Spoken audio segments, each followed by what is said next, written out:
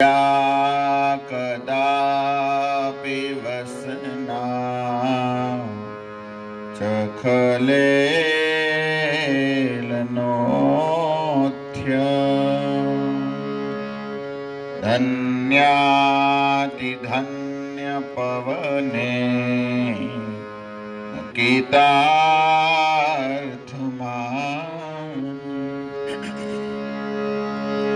योगिन्ददुर्गमगते मधुसूदनोऽपि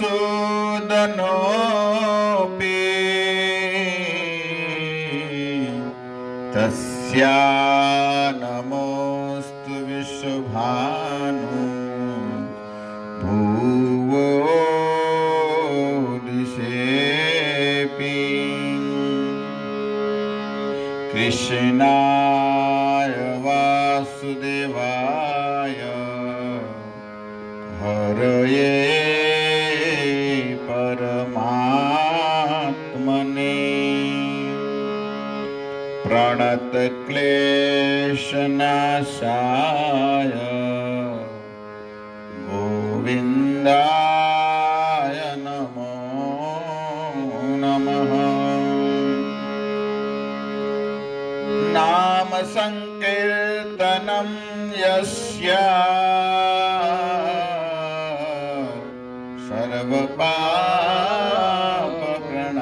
सर्वपापप्रणाशनं प्रणामो दुःखशमनं तं नमामि हरिपरम्। गोवर्धनं धरं वन्दे गोपालं गोपरूपिणं गोकुलस्सवमेशानां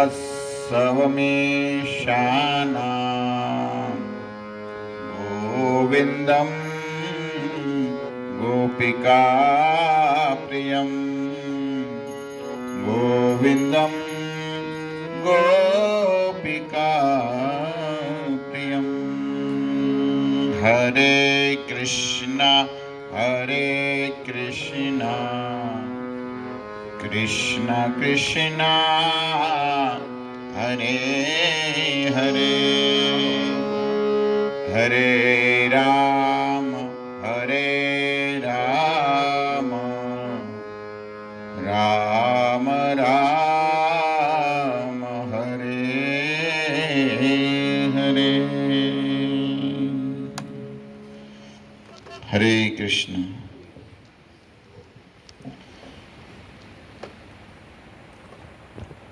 पवित्र पुरुषोत्तम मास के भगवान की पुरुषोत्तम मास के स्वयं भगवान कृपालु दयालु अवतार जो इस मास में अपना नाम रूप लेके प्रकट हुए हैं, ऐसे भगवान की कथा यहाँ पर हर रोज हो रही है। भगवान की इस लीलाओं का श्रवण करना, गुणगान गाना, भगवान इस महीने में बहुत प्रसन्न होते हैं। तो भगवान की प्रसन्नता के लिए मैं कुछ प्रयास कर रहा हूँ। ऐसे तो मुझे इतना कुछ ज्ञान नहीं है, लेकिन मैं केवल प्रयास करता हूँ, सीख रहा हूँ किस तरह भगवान के हरि गुण, हरि कथा गाओ और भगवान को प्रसन्न करो। केवल भगवान का इतना सुंदर मधुर पवित्र सब लीला कोई भी जीव, केवल मनुष्य की बात नहीं है, कोई भी जीव सुनते हैं। जैसे यहाँ पर हमारे मंदिर में बहुत पेड़ है, वो भी गुणगान सुनते हैं, कीर्तन सुनते हैं। ऋषि मुनि भी मुनि होते हैं और स्वयं झाड़ होते वही मुनि बन जाते हैं। जैसे आपका एक कथा ऐसी सुनी होगी एक राम वृक्ष नाम के एक संत हो गए। अभी बड़ी कथा है अयोध्या में, अभी कभी कुछ कथा आएगा तो बताएंगे। वो वृक्ष होकर भगवान की सेवा करते थे। भगवान के अयोध्या में अशोक वन था। अशोक वन में, और इसका नाम तो श्याम वृक्ष था, लेकिन राम यहाँ पर बहुत इस वृक्ष के नीचे बैठते थे, तो फिर इस वृक्ष का नाम ही हो गया राम वृक्ष। और राम वृक्ष कोई दूसरा नहीं, जब कोई नहीं होते तब ये वृक्ष से एक ऋषि प्रकट होते थे, एक संत प्रकट होते थे और राम की सेवा करते थे, वृक्ष हो गए। तो ऐसे तो कथा आप सुने हैं ना, जैसे यमुना धरा में कालिया नाग रहता था, तो वो इतना विष, अपना जहरीला विष इतना वो निकालता था, उगलता था, तो कई कई किलोमीटर ऊपर भी पंछी जाता था तो मर जाता था, इतना जहरा वो विष था। और देखो अगल बगल में कोई वृक्ष थे, वो जैसे भगवान गाय चराने गए तो वृक्ष को कुछ नहीं हुआ था, सुना है ना कथा। और इस धरा पास ही एक बड़ा वृक्ष था, भगवान ने वृक्ष पर छलांग मारे और कालियादह में गए, है ना। तो संतो सब लिखे है, देखो विष के पास हवा से सब मर जाते थे, तो वृक्ष क्यों नहीं मरे? तो मर जाना चाहिए, सूख जाना चाहिए। तो कहे भाई वो वृक्ष साधारण नहीं थे, स्वयं ऋषि मुनि सब तपस्या यहाँ पर कर रहे हैं, भगवान का चिंतन कर रहे हैं। और जो भगवान का जो चिंतन मनन करते हैं, इसको कालिया रूपी काल भी कुछ बिगाड़ नहीं सकता। कहने का अर्थ है, चाहे कोई भी योनि में हो, आप पेड़ की योनि में हो, वृक्ष योनि में हो, या आप मनुष्य योनि में हो, प्राणी योनि में, कहाँ भी हो, जो भगवान का चिंतन मनन करते हैं, काल इसका कुछ बिगाड़ नहीं पाते। ये पक्का है, आप याद रख लो। इसलिए बस हम सबको भगवान की आराधना करना है, कैसा भी करके हम भगवान को प्रसन्न करें। कल हम सुन रहे थे, एक जो डडधनवा नाम के जो राजा थे, वो अपने सैन्य के साथ जब वन में गए तो फिर एक सूअर को मारने के लिए कई दूर निकल गए, और यहाँ पर एक तालाब में जल पीते हैं और फिर अपना थकान दूर करने के लिए एक पेड़ के नीचे बैठते हैं।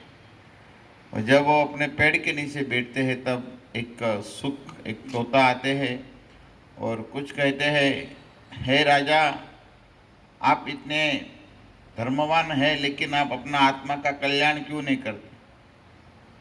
ये मनुष्य शरीर मिला है तो आप क्यों ऐसे गवा रहे हैं? तो इसी तरह इस राजा पंछी की बात सुनकर अपने मन में खेद करने लगे। पंछी तो फिर उड़ गया, तोता उड़ गया, तो सोचने लगे अभी क्या किया जाए। तो खेद कर रहे थे मन में।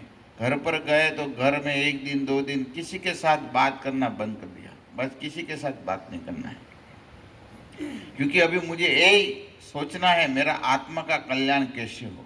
प्रत्येक जीव को ये सोचना चाहिए। कोई ना कोई हमको बताते हैं, सुनाते हैं, लेकिन हम मानते नहीं। जैसे युधिष्ठिर महाराज ने जवाब दिया था यक्ष महाराज को, अहनि अहनि भूतानि सर्वलोक यम गच्छति। यम लोग जा रहे हैं, लेकिन बस पीछे बच्चे वाले वो सोच रहे हैं कि हम तो मरने वाले नहीं।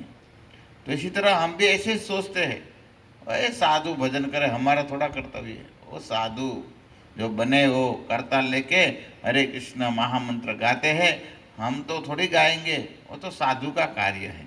हमारा कार्य तो ऐश करना है, खाया पिया मौज करो, बत्ती बुझाओ, मजा करो। हाँ बस, खाया पिया बत्ती बुझाए, हमारे महाराज कहते थे। खाया पिया बत्ती बुझाए मतलब खा लिया, प्रसाद लिया, बत्ती बुझा में सो जाओ, हरे कृष्ण। तो इतना ही नहीं करना है। हमारे वो एक यहाँ पर एक है नारायण दादा, वो कहते कल किसने देखा है, खाओ मौज करो। मंदिर में रह के भी ऐसे बोलते हैं दो।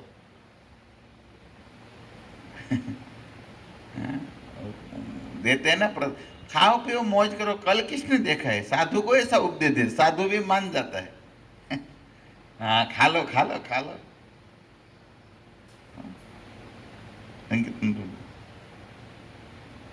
इतना नहीं है, वो तो कुत्ते भी खाते हैं, गाय बैल भैंस सबको मिल जाता है भाई।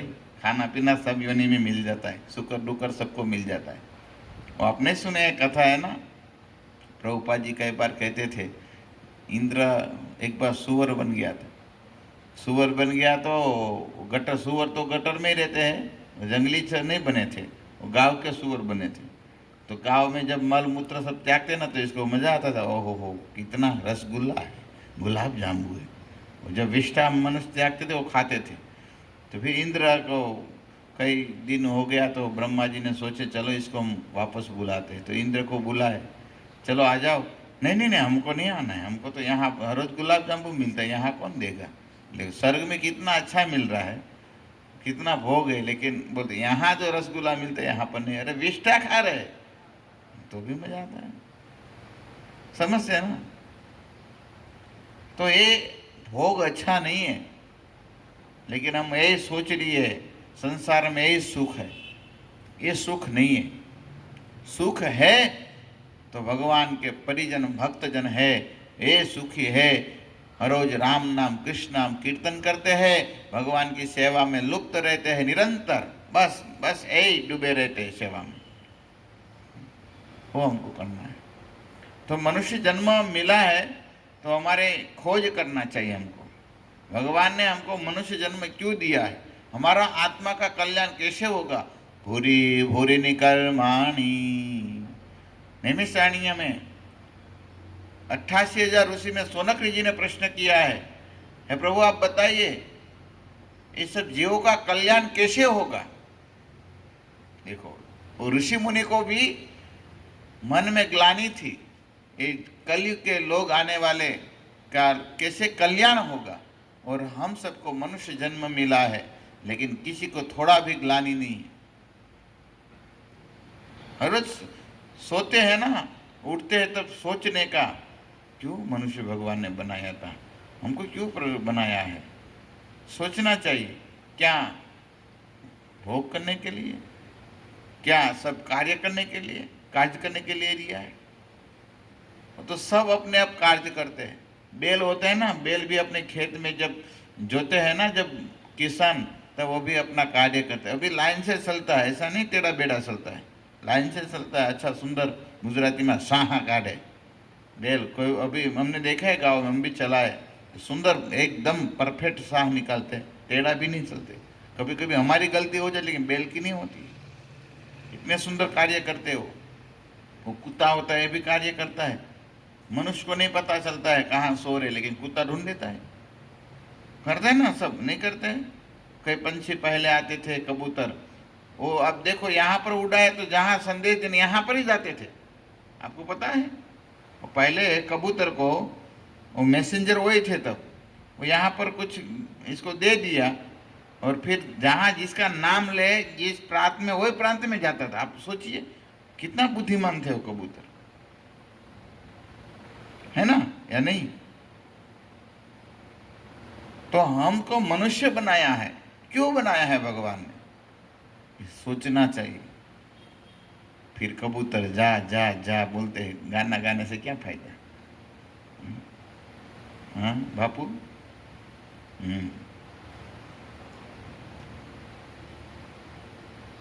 तो खेद करना चाहिए। मनुष्य जन्म मिला है तो खेद करो। इसलिए भगवान कहते इतने सुंदर मनुष्य शरीर दिए हैं और आप भजन नहीं करते तो आत्मघाती हो, आत्मा का हत्यारा है। भागवत में भगवान 11वें स्कंद में 20वें अध्याय में शायद कहते हैं। तो आप अपना खेद करो, मनुष्य शरीर मिला है, भगवान ने इतना सुंदर मनुष्य शरीर दिए है, तो हम भजन करें। तो फिर वो किसी के साथ बात नहीं करता था, मौन हो गए। और संसार में जितना मौन रहे ना, इतना अच्छा है। जो बोला वो मरा, जो बोला वो मरा। ये कथा है ना, आप सुने, भक्तमाल में एक दृष्टांत आता है। नाभाजी महाराज, प्रिया जी महाराज एक दृष्टांत देते हैं। वो सुंदर दृष्टांत था। वो राजा का पुत्र पहले एक ऋषि पुत्र थे। तो कोई इसके 5 आए, बोले आपको, और कोई व्यक्ति बोले संतान नहीं है, मुझे संतान दीजिए, संतान दीजिए। तब वो बोला ठीक है, आपको संतान हो जाएंगे। अभी देखे तो इसके पिताजी ने देखे, बेटा इसके नसीब में तो संतान है नहीं, और आपने आशीर्वाद दे दिया है, और हम तो ब्राह्मण वैष्णव साधु संत है, मुनि है, और वैष्णव जो बोलते तभी की बात है, अभी का नहीं है। अभी बोले तो कोई टेंशन नहीं, अभी कोई बोले तुम मगर मत बन, नहीं बनेगा, पहले वो बन जाएंगे ब्राह्मण, फिर वो दूसरा बनेगा, क्योंकि वो तपस्या व्रत करते ही नहीं है। तो बोले तो अभी तो है नहीं, लेकिन आपको बनना पड़ेगा। अरे बाप रे, मैं बोल दिया तो भी तो मुझे बच्चा बनना पड़ेगा। तब वो राजा का पुत्र बनकर आया। वो फिर पुत्र बनकर आया तो दूसरे जन्म में हो, तो फिर वो 5 साल के हो गए, लेकिन बोलता नहीं था। को पता था एक बार बोल दिया तो इतना बड़ा दंड मिला है, जन्म लेना पड़ा। बोला वो मरा।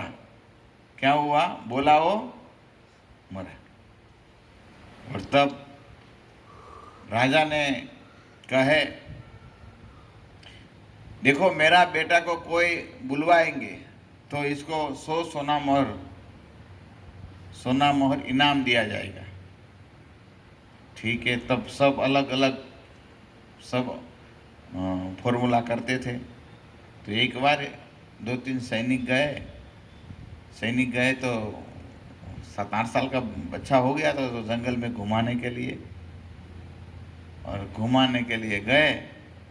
और ऐसा भी इस दृश्य देखा इसने, इस लड़के ने भी एक कुछ दृश्य देखा। कैसा दृश्य देखा? एक पंछी था, वो पेड़ पर था, वो पेड़ पर गू गू गू गू करता था। वो पारदी आया यहाँ पर मारने के लिए, व्याघ्र आया, इसको पता नहीं था ऊपर पंछी है, लेकिन वो गू गू करा तो वो बोला तो पारदी ने क्या मारा? बाण मारा तो मर गया। तो वो बोल दिया, बोला वो मरा। और राजा का लड़का क्या बोल दिया?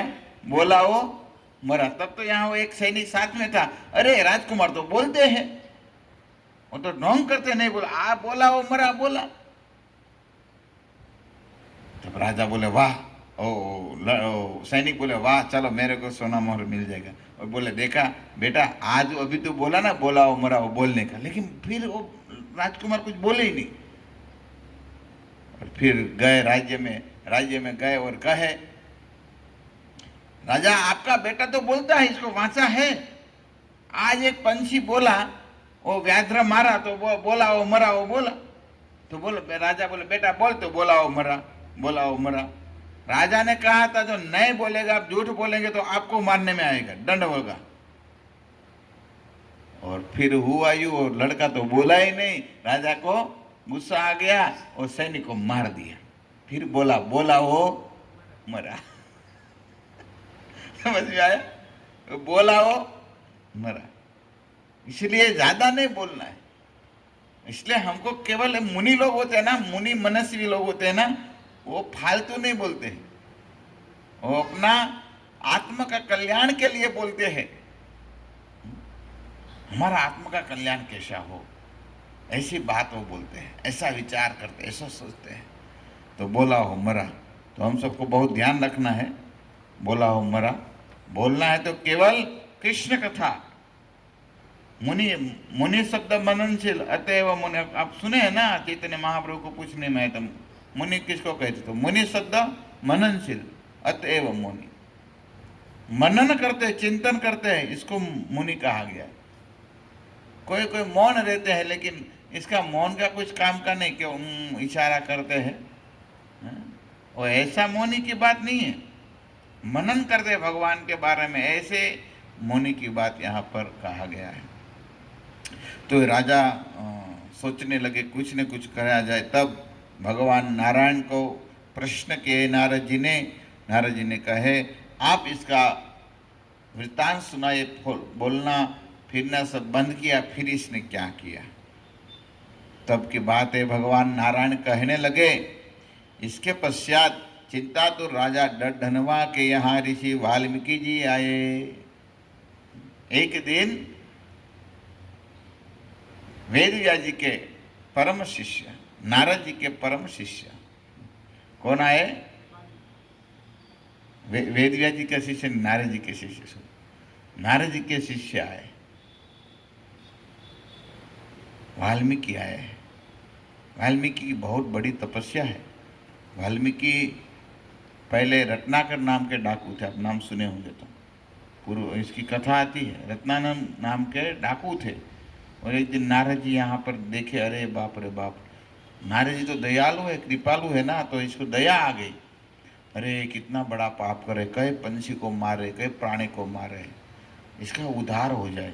इसलिए संत होते हैं ना, संत को ऐसा ही करना चाहिए, बाहर जीवों पर उद्धार करना चाहिए, बाहर निकलना चाहिए, सेवा करना चाहिए।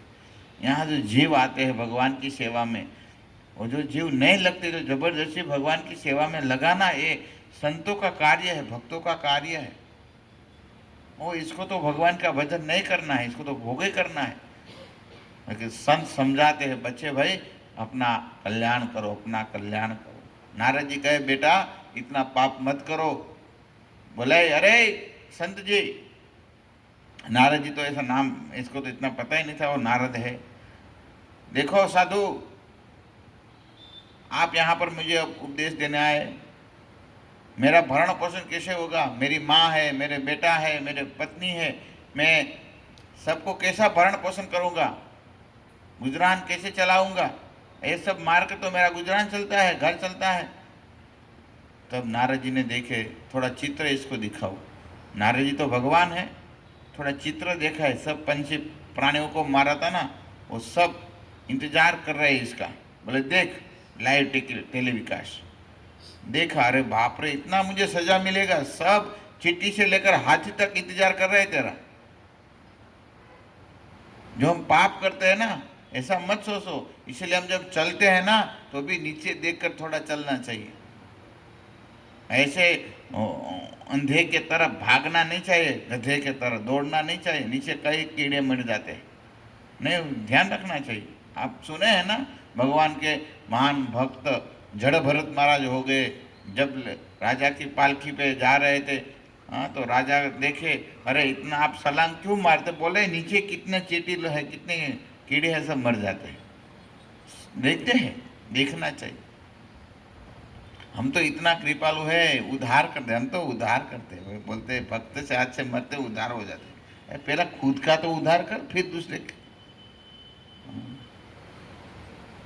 हमने क्या इतना तपस्या की है, क्या इतना व्रत कर लिया है, तो हम दूसरे के उद्धार कर सके? हमारा भी पक्का नहीं है, पक्का है ही नहीं। मैं तो पता नहीं जन्म में जाऊँ न पाऊँ, लेकिन भगवान को प्रार्थना करते हैं, संत की आशीर्वाद हो जाए, संत की कृपा हो जाए, गुरुदेव प्रसन्न हो जाए, तो कुछ सांच है भगवत धाम जाने के लिए। लेकिन कोई इतना, मैं बोला था ना, गोलोक बहुत इतना ज़्यादा नहीं, वैकुंठ तो बड़ा है, वैकुंठ से भी गोलोक थोड़ा छोटा है। लेकिन बस लगे रहे हम, तो भगवान जरूर प्रसन्न होंगे, गुरु प्रसन्न होंगे, तो भगवत धाम जाएंगे। जाना ही चाहिए सबको, ऐसा तो लक्ष्य तो बनाना ही चाहिए। तो वाल्मीकि जो रत्नाकर जी ने कहा है, देखो मैं पहले हमारे परिवार को पूछ कर आता हूँ, यहाँ से भाग मत जाइए। और देखो, नारद जी ने कहे, आप ये सबके परिवार का भरण पोषण कर रहे हैं, आपका कोई साथ देने वाले नहीं, ये नरक में कोई नहीं आएगा। अरे वो सब आएंगे, मैंने सब इतनी सब इसकी सेवा किया है, पूरा जिंदगी इसकी सेवा में लगा दिया है, क्या मेरे साथ में आएगा? नारद जी के कोई नहीं आएंगे। तू पाप कर रहे है, तेरा पाप तेरे अकेले को भुगतना पड़ेगा। नहीं नहीं आएगा। तो नारद जी को बोल रहे, मैं पूछने जा रहा हूँ। तो नारद जी को एक पेड़ के साथ बांध दिया वो मिगारी ने, रत्नाकर ने। मिगारी भी एक ऐसी कथा है, भगवान सनातन गोस्वामी को सुनाते चैतन्य महाप्रभु। तो फिर वो गए तो पहले अपनी माँ को पूछे, माँ मैं इतना पशु प्राणियों को मारता हूँ, वो सब पाप मुझे लगता है, तो पाप का जो फल होता है आप मेरे साथ भुगतने आएंगी? तो माँ बोली मैं क्यों आऊँ, मैं नहीं आऊँगी। फिर अपनी पत्नी को पूछे, परिवार सबको पूछे, सब ने मना कर दिया। तब इसको बोले वो साधु महात्मा सच बोल रहे, सत्य बोल रहे थे। तब आए वो आए और नारद जी को छोड़ दिए और वो कहे ठीक है मैं आपका शरण ग्रहण करता हूँ। नारद जी का शरण ले लिया। भाई कोई नारद जी का शरण ले लिया तब तो क्या बात हो जाए भाई, भक्तों का कोई चरण ले लेते हैं ना तब तो हमारा उद्धार हो ही जाता है। तब नारद जी ने इसको कहे आप राम नाम जपो, राम नाम जपो। तो वो नारद जी ने सिखाया, बोलो राम राम राम राम राम। तो राम राम तो जपते थे लेकिन इसकी राम राम बोलने की आदत नहीं थी। इसकी नाम कौन सी बोलने को, मरा मरा मरा बोलते, जब प्राणी पंछी को मरे मरा मरा मरा बोलता था वो। तो फिर थोड़े दिन बाद नारद जी आए फिर वापस, बोले क्या आप कर रहे? तो बोले मरा मरा बोल रहे थे। देखा, अरे मरा नहीं मैं तो राम कर, बोले ये आदत हो गया है। नारद जी कहे ठीक है मरा मरा बोलो, इसमें भी राम राम राम राम है। इसलिए कहा गया है रामायण में, कहते राम का नाम कैसा भी लो, उलटा नाम जगत जपत जग जाना, वाल्मीकि भय ब्रह्म समाना। उलटा नाम जपत जग जा, उल्टा नाम लिया था लेकिन उल्टा नाम लेने से भी राम मिल गए। देखो राम कितने कृपालु है, उल्टा नाम मरा मरा तो भी राम सोचे मेरा ही नाम लेते। अब सोचिए तो क्यों संसारी लोग भगवान के नाम नहीं लेते हैं? कहाँ पड़े हैं? जहाँ भगवान इतने दयालु है, कृपालु है, भगवान कहते हैं मेरा उल्टा नाम लो तो भी मैं प्रसन्न हो जाता हूँ। और अभी किस में पड़े हैं? जो पूजा करने से टाइम से पूजा नहीं करते और अप्रसन्न होते हैं, हमको दुख देते हैं, ऐसे लोग का हम चरण पकड़ कर बैठे हैं। गुजरात में सब जगह पर ऐसे पकड़ कर बैठे हैं। अभी भगवान इतने दयालु कृपालु, गांव में निवेद करते हैं, नवरात्र आता है तो निवेद करते हैं ना देवी का, नहीं करते हैं? फिर देवी में हम बोलते हैं आप नवरात्र में निवेद मत करो। निवेद को इंग्लिश में क्या, हिंदी में क्या बोलते हैं उससे, बोलते हैं पता नहीं, मुझे याद नहीं आता है। तो वो देते हैं जो भी हो, हिंदी आप समझ जाइए। पूजा मतलब पूजा पाठ का जो सामग्री होता है सब। तो मैं बोलता हूँ इसको आप मत करिए, तो बोला नहीं देवी नड़े हमने, लो हमें निवेद न करवी तो देवी नड़े। बोलते नहीं बोलते, इसलिए टाइम से करना पड़ता है। इसकी पूजा नहीं करते हैं तो हमको दंड देते हैं। लेकिन आप कभी ऐसा सुना राम की और कृष्ण की सेवा करने भूल गए तो वो नड़वाएगा, कोई दिएगा? भगवान नहीं नड़ते। इसलिए भगवान कहते हैं मेरे धाम में आना है ना तो मेरा भजन करो। 9वां अध्याय में गीता में कहते हैं यान्ति देवता देवान पितृयान्त्रु पितुवता। भगवान कहते हैं आप देवता का चरण लेंगे तो देवलोक में जाएंगे, लेकिन देवलोक में फिर खतरा है। हम बात कर रहे हैं ना, अमरापुरी में पुण्य होते तब तक आपने रखते हैं, लेकिन नीचे धक्का मार के इंद्र भगवान भाग, अभी आपका कुछ काम नहीं है, पुण्य खत्म हो गया है। नहीं रखते हैं, एक थोड़े दिन भी, एक सेकंड भी ज्यादा नहीं रखते हैं। कोई पितरों की पूजा करते हैं तो पितृ लोग भी नड़ते हैं। पितर लोग होते हैं ना, वो भूत प्रेत बन जाते हैं, फिर टाइम से इसको खिलाते इसको कुछ नहीं देते हैं ना, तो फिर वो हमको परेशान करते हैं। पितर लोग परेशान करते हैं ना सबको, बोले हम पितर लोग आ गया, क्या क्या खेल करते हैं, भूत लग गए, पिशाच लगे, वो सब यही होते हैं भाई।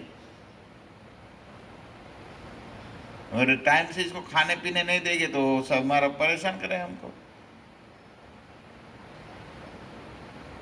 भगवान इसलिए कहते यान्ति मेरा जो भजन करते हैं यान्ति मध्याजिन अपि माम, भगवान कर मेरा भजन करते हैं वो मेरे धाम को प्राप्त करते हैं। तो यहाँ पर मैं बात आया वाल्मीकि ऋषि का, तो थोड़ा मैंने बताया। वाल्मीकि सुंदर कथा है। तो ऐसे महान संत वाल्मीकि वो ऐसे भजन किए थे, फिर ऐसे भजन किए इसके शरीर में पूरा मट्टी का ढेर बन गया था। अब सोचिए इतना तपस्या व्रत किया था वाल्मीकि जी ने, वो क्या हो गया था, वो शरीर पूरा मट्टी का ढेर बन गया था। गुजराती में इसको राफड़ो पे, मिट्टी का ढेर बन गया था। तो इसलिए सब भक्तों को ऐसे हमारे, फिर तो बहुत सुंदर कथा मिलती है। फिर इसने भगवान प्रकट राम जन्म से पहले पूरी रामायण लिख दिया। वाल्मीकि रामायण है ना, भगवान अभी प्रकट नहीं हुए, इससे पहले लिख दिया। और फिर भगवान ने ऐसे अनुकरण किए, जैसे वाल्मीकि ने लिखे ऐसे भगवान ने किए कि यहाँ पर जाना है। फिर वाल्मीकि को भी मिलते हैं चित्रकूट में, यहाँ पर मिलते हैं, पूछते हैं कहाँ रहना, बड़ी कथा है। तो वाल्मीकि जी की बड़ी आयु थी फिर बहुत, क्योंकि तपस्या करके जीत लिया था। इसी तरह देखो ये मट्टी का ढेर हो गए, ऐसे एक ऋषि हो गए। इस ऋषि का नाम कठ मुनि थी, कठ मुनि थे। महाभारत में कथा मिलती है। देखो हम अर्जुन की कथा यहाँ चालू है, तो अर्जुन की कथा में आता है, आपको प्रश्न कभी हुआ है अर्जुन के पास जो गांडीव धनुष है, अर्जुन के पास जो रथ है, अर्जुन के पास जो घोड़े हैं कौन दिए है, पता है? हाँ। अर्जुन और पांडव लोग भगवान कृष्ण की बड़ी सुंदर मधुर लीला महाभारत में लिखे हैं। एक बार धृतराष्ट्र ने कपट पूर्वक बंटवारा किया, और बंटवारा में पांडव लोग को खांडव पद वो दे दिया। वो इसमें क्या था, केवल पेड़ था, दूसरा कुछ नहीं था। खांडव पद में क्या था, केवल पेड़ था, जंगल था। तो एक खांडव वन इसको दे दिया, और तब पांडव लोग इसमें आए। इसमें भी खुशी हुए, ठीक है चलो भाई भगवान करेंगे हमारे साथ, तो भाई भगवान द्वारकाधीश से तो क्या प्रॉब्लम है, जिसकी रक्षा करने वाले सुदर्शन चक्रधारी है, फिर इसकी क्या किसी की। तो गए, फिर एक दिन ऐसे ही जंगल में घूम रहे थे अर्जुन और भगवान कृष्ण, तो एक पेड़ के नीचे बैठे थे। पेड़ के नीचे बैठे थे तो अग्निदेव यहाँ पर आए।